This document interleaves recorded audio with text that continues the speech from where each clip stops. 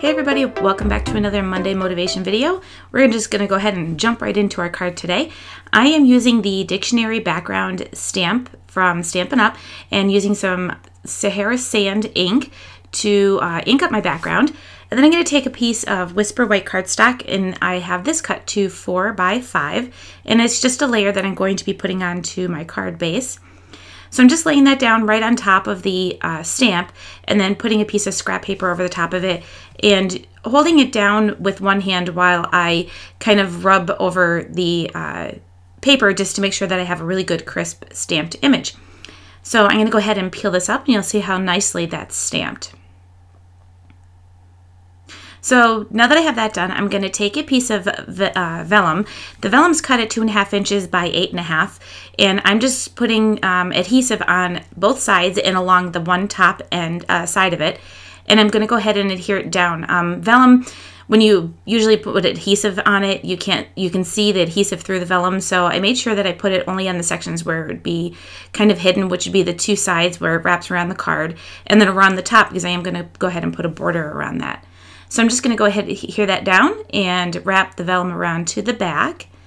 And then I'll use my bone folder just to make sure that that is nice and creased on the sides.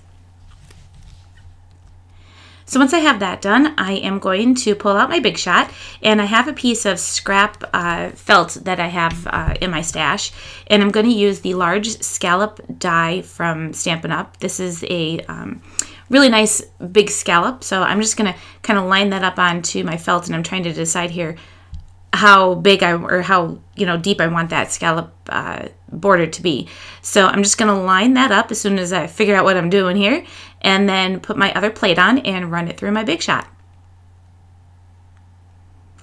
Once I have that run through, I'm going to use the Starburst dies and the smallest die for this set along with some crumb cake. So I went ahead and cut that out as well.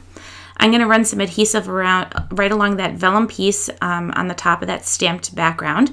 And I'm just going to add my felt to the front of that so it creates a nice little border.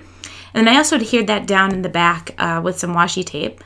And then I'm using some crumb cake taffeta ribbon, and I'm just going to go ahead and try to tie. And I say try. I won't tell you how long it really took. But I did go ahead and tie a bow using the crumb cake. And I'm going to use a little extra support with that because it's kind of going over both the felt and the card base, or the stamped image rather. So I wanted to add a little glue dot to the back of that so I know it stayed in place.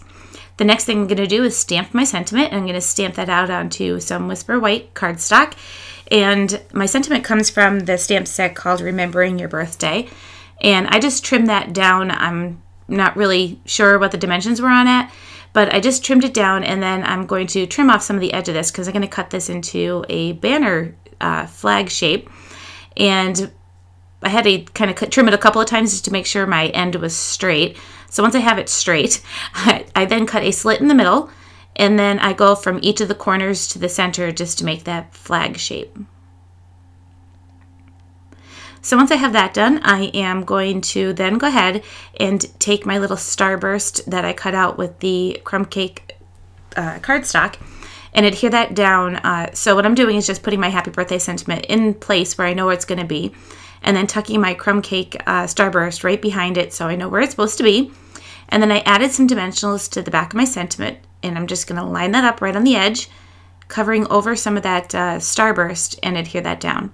So the next thing I'm going to do with this is going to go ahead and add some more dimensionals to the back of this.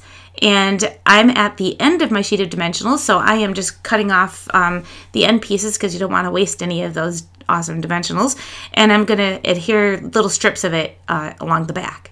So once I have that done and all the little backings peeled off the dimensionals, I adhered it to a card base. And this card base actually measures 4 1/4 by 5 1/4. It's because it was a scrap and I didn't want to cut a whole new sheet of 8.5 by 11 cardstock to do the card. So that's my card for today. I hope you enjoyed today's video. As always, a list of supplies is down below or over my blog. Thanks for watching, and I'll catch everybody next time.